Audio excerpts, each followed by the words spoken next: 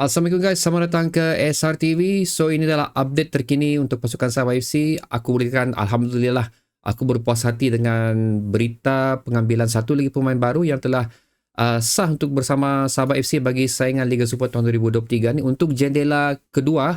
So Miguel Cifuentes atau lebih dikenali sebagai Cifu guys. Kalau kita tengok daripada Sabah FC punya Facebook page sendiri, di mana mereka telah mengesahkan penyertaan Cifu di dalam skuad Sabah FC. So okay, sebelum tu aku nak pasti sama ada dia akan turun untuk perlawanan menentang PDRM ni ataupun perlawanan-perlawanan sebelum bermulanya jendela perpindahan kedua bermula. Pasal setahu aku mana-mana pasukan telah mendaftarkan skuad mereka untuk saingan pusingan pertama ni, dan pusingan kedua akan dibuka, di situlah baru start pendaftaran pemain seterusnya lagi. Setahu aku begitulah. So kalau aku salah, sila letakkan ruang komentar di bawah, kerana aku rasa Cifuentes belum boleh turun lagi untuk perlawanan akan datang sehinggalah again jendela perpindahan kedua dibuka. So far begitulah setahu aku. Tapi kalau aku salah, kamu boleh letakkan ruang komentar di bawah, dan aku gembiralah kalau dia boleh diturunkan untuk perlawanan seterusnya, especially untuk perlawanan PDRM yang akan berlangsung di Stadium PDRM ni. Okay, sedikit perkongsian statistik mengenai Cifu ni. So dikatakan daripada artikel yang aku baca, kenapa beliau berpindah meninggalkan pasukan TRW Kelantan FC, kerana of course seperti yang kita tahu, mereka ada isu dalaman yang cukup serius sekarang ni yang melibatkan gaji especially, dan juga layanan yang diberikan oleh pemain-pemain yang berada di sana sekarang oleh management lah, empunya klub. Itu yang aku baca lah. So bukan aku bilang iya, tapi itu apa yang aku baca, membuatkan beliau berniat untuk meninggalkan klub tersebut. Dan juga dikatakan potensi beliau, kehebatan beliau, cara pemain beliau melebihi level apa yang ada di Kelantan FC. Ramai mengatakan beliau lebih layak untuk berada di klub-klub yang mempunyai status yang lebih tinggi lah. So contoh sekarang Sabah, kalau aku tengok kalau dia berada di even Selangor, Terengganu pun, Kedah cukup bagus juga sebenarnya, tapi Alhamdulillah beliau memilih untuk bersama pasukan Sabah. Ini pun adalah understanding daripada Cifu sendiri dan juga OKS dan juga management Sabah FC sendiri, kerana kita sendiri tahu kita attacking force memang kita agak kekurangan sekarang, especially dengan Jilton lagi. Kita nak tahu bila Jilton akan balik. Seterusnya Sadil sendiri pun dikatakan masih lagi mengalami kecederaan dalam proses untuk capai fitness kembali lah. So membuatkan beliau mungkin juga tidak akan turun, maksud aku Sadil lah, tidak akan turun dalam beberapa perlawanan yang akan datang. Berapa lama? Itu persoalannya. Tapi itulah, kalau Jilton dah dapat turun, Sadil dah dapat turun, Cifu pun tidak dapat diturunkan kerana tidak didaftarkan sebagai pemain pasukan Sabah. So kita belum boleh melihat lagi kelibat Cifu untuk perlawanan akan datang. Again, aku nak tahu, kalau aku salah saya letakkan di ruang komentar di bawah. So setakat ni Cifu telah beraksi sebanyak 13 perlawanan bersama Kelantan FC, telah menjaringkan 4 gol dan telah membuat 1 assist. Setakat ni merupakan memang starting 11 yang utama untuk Kelantan. Beliau juga mempunyai gol partisipan yang cukup bagus. Kebanyakan gol dijaringkan oleh Kelantan, beliau terlibat dalam menjaringkan gol tersebut, walaupun secara tidak langsung, tapi at least untuk menggerakkan, untuk menjanakan gol itu secara berpasukan. Kalau kita tengok main position asal yang memang dia punya favorite lah untuk Cifuentes ni, atau Cifu ni, adalah memang berada di bahagian right winger, dan merupakan pemain yang mempunyai attacking minded. So memang dia ni attacking force lah. So memang sesuai untuk dia berada di Sabah FC, especially untuk menggantikan Sadil, yang again kita tidak tahu bila lagi Sadil akan turun. Dan sekiranya ada Sadil, at least rotation yang dilakukan di bahagian Sadil tu, kita masih lagi mempunyai bilang orang attacking force yang cukup bagus. So apa yang kau nampak sini, sekiranya kesebelasan utama kita turun, semua dalam keadaan yang bagus, sihat, tiada kecederaan, so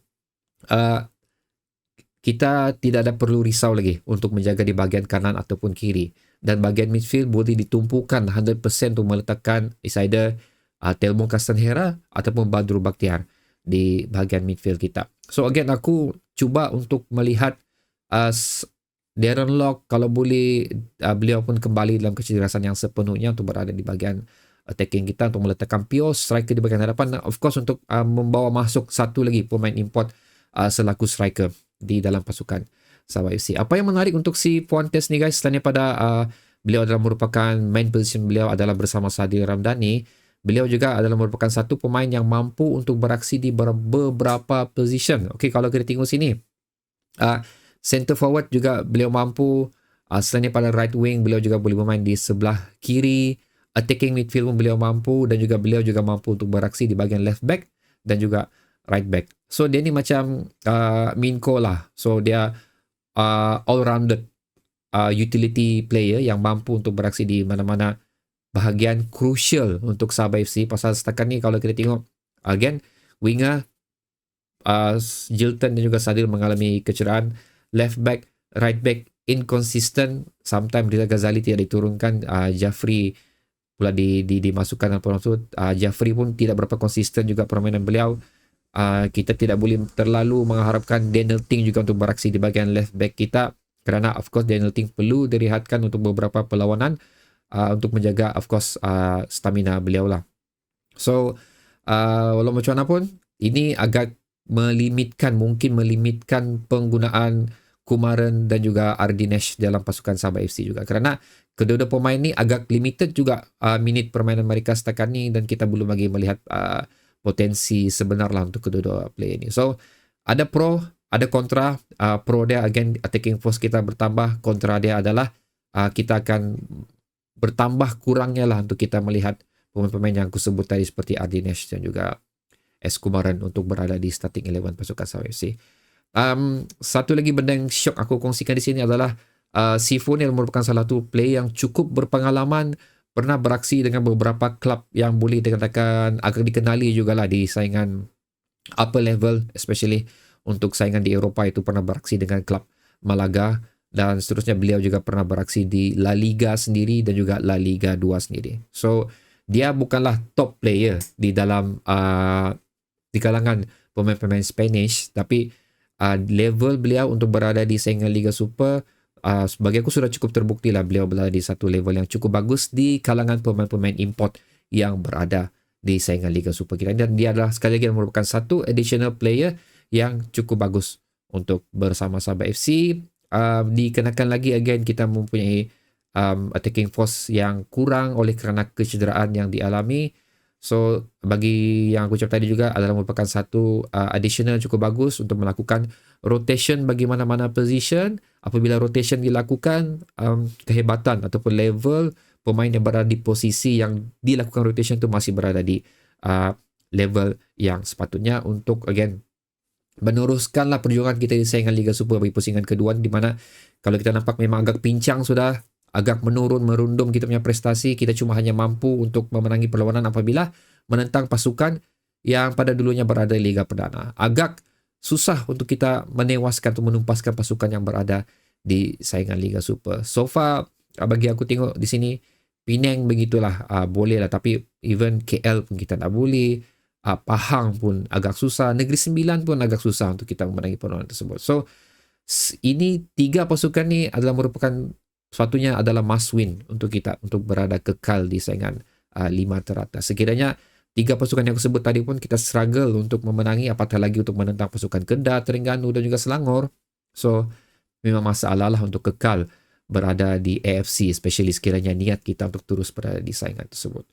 So okay guys, itu adalah update terkini mengenai perpindahan terbaru untuk Sabah FC, iaitu kemasukan Sifu dalam skuad Sabah FC. Again, berita yang menggembirakan, aku believe daripada apa yang aku baca respon daripada peminat-peminat pasukan Sabah FC, ramai yang gembira juga lah dengan kemasukan Sifu ni. So itu pendapat aku ingin mendapat pendapat anda juga. Sila letakkannya di ruang komentar di bawah. So good luck to Sabah FC bagi perlawanan menentang PDRM malam ni. SMJ untuk semua. Assalamualaikum.